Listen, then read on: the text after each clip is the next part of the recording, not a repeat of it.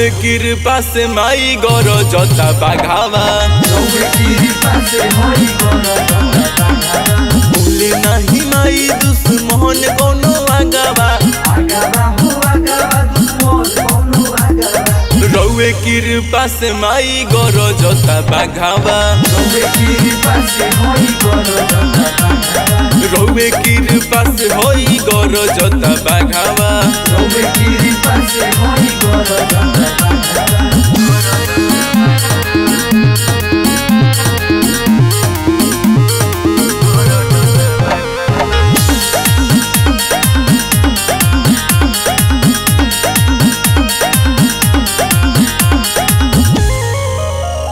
कि केहू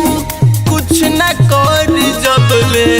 बाड़ू सथवाए माई कि रहते तुहरा केहू धरी नहीं हथवाए माई रही खिलौले माई फूल सही बागवा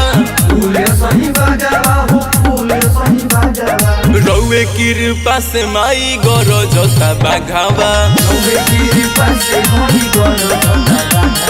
रौवे कृपा से माई गरजता बाघावा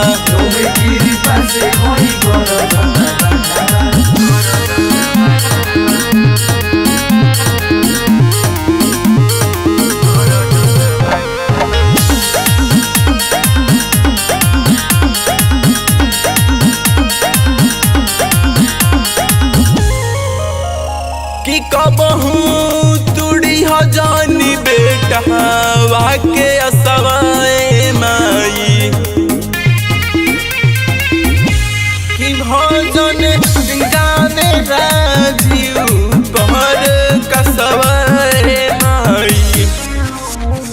कबहू न लगती हो हमारा पोदागवा रौवे कृपा से माई गरजता बाघावा रौवे कृपा से माई गरजता बाघावा